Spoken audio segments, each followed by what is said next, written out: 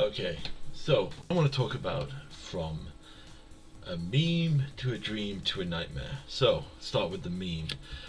I discovered this cycle of Eidolons from Original Ravnica a few years back when I was searching for cards which cared about multicolored spells. For those who don't know, each of these sisters has an ability where if you sack it and pay the mana of their respective colour, they trigger an ability like milling, can't block, preventing damage, making mana. But they all share the line of, if you cast a multicolored spell, return them from the graveyard to your hand.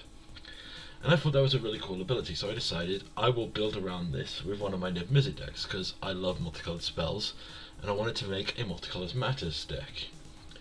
And I looked at them and I was like, okay, so what's the first thing I decided to do? I looked at and thought, well, what I could do is I could take all of the cards that care about drawing and discarding cards, for example, like Ancient Exhibition, Is It Charm, and things like Faithful Mending, and neutralize their negative effect. Because what will happen is, I will cast these spells, I will draw the cards, casting them will trigger the Eidolon Sisters to return to my hand.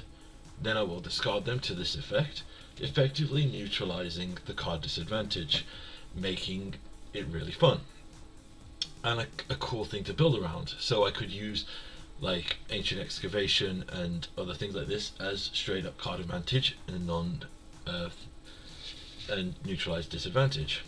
And that was a really fun idea. But then something started to happen. I kept pushing the deck. So I started, well, things started to happen when I started to notice. I started to notice that there was other effects. I thought to myself, well, let's look at potential payoffs. And I thought to myself, well, there's Quintorius and there's the Desecrated Tomb. Both of these care about cards leaving your graveyard. Originally as well, I played cards that triggered when you discarded a card, but I had to pay mana. So eventually I decided to build around cards leaving because it was a cooler idea at the time. So both of these cards say if something leaves your graveyard, you get a token, which perfectly sums this up. So I will end up, multi-Eidolons in the graveyard, cast a multicolored spell, this comes out, make a spirit, make a bat. And that was a really cool idea and a cool engine, and pretty decent. Then, all of a sudden, we ended up at Karlov Manor, and they printed Soul Evisceration, which was a removal spell that also did damage when a creature left the graveyard.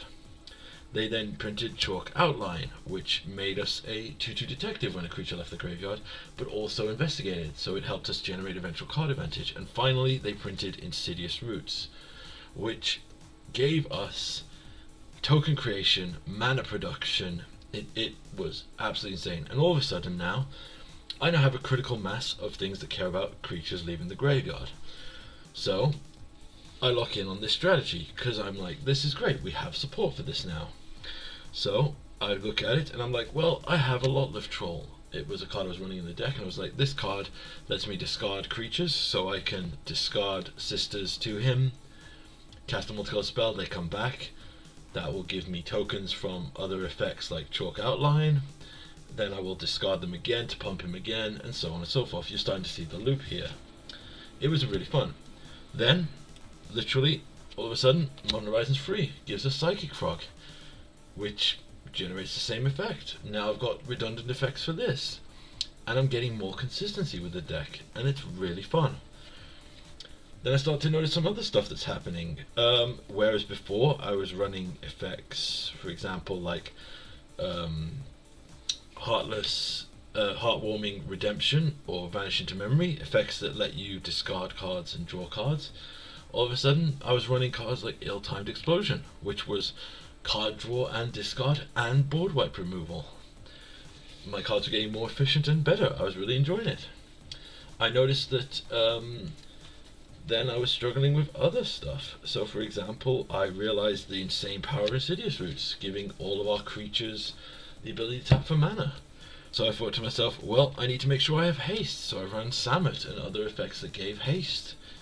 Then I ran Prosperous Partnership, which allowed me to tap the tokens we made to make treasures if I didn't have the Insidious Roots. More redundancy was made.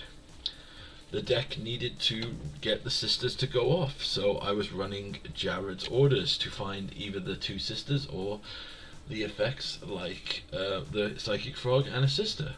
I was running Bring to Light to tutor Jared's Orders or other effects that I needed. I was running Signal the Clans to find one of the free payoffs, and I now had a critical mass, so I could literally choose Lotlift Troll, Psychic Frog, and Quintorius, and guaranteed to get one of my engine pieces.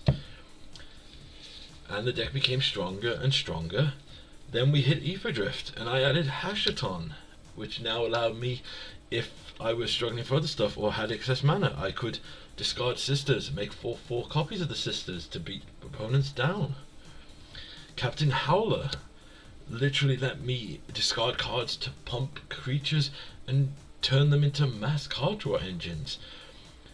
I then started going off the rails. I added, and finally, what happened was the deck went from the Dream deck to the Nightmare. And what I mean by that is I was running Jeskai Ascendancy and other effects that just made the deck a really effective and efficient Storm deck, and that's not what I wanted the deck to be. And this is what my lesson ultimately is there is tuning your deck, and there is literally pushing your deck into the highest bracket that you can. And yeah, ultimately though, what made me make this is we've recently seen the latest spoilers from Tarkia, and there is another effect that cares when a creature leaves your graveyard, you make a creature. So again, it's more and more efficient stuff for this archetype, and it's great that the archetype is getting flushed out. But ultimately, what I'm saying to everyone is, be careful that your meme that you turn into a dream doesn't turn into a nightmare. And that's my ultimate goal here, is you've got to look at how the deck wanted to play. I wanted to make a deck built around these cards. So this is what I've done. I have powered the deck down. I have took out Jeskai Ascendancy, a couple of the haste enablers, and I focused more on what I ultimately wanted to do, which was value from discarding and returning the sisters. And ultimately now one of my main game plans is at some point to literally make an army of 4/4 sisters with custom tokens and punch an opponent in the face. But this is the and that's the main thing I say, is don't lose sight of what you want your deck to do because you're pushing for power. I think one of the biggest mistakes that I've personally made a ton in Commander is I will focus on making the most efficient version of the deck, and I will lose sight of what the deck was meant to do. So, in other words, let your memes become your dreams, but never let your dreams become your nightmares.